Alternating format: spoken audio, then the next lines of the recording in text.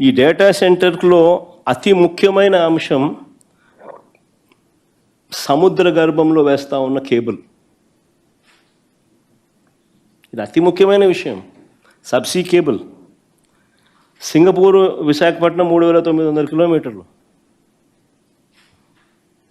ఈ 3,900 కిలోమీటర్ల మేర వైజాగ్కు కేబుల్ వేయాలా?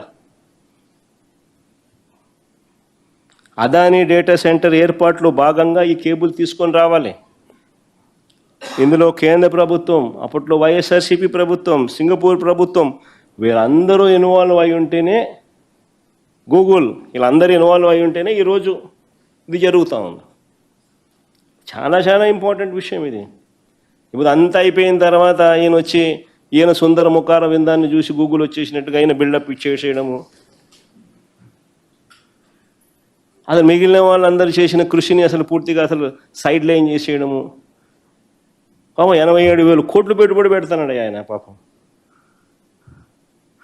$10 బిలియన్ పెట్టుబడి పెడతాడు. ఆయనను కూడా కనీసం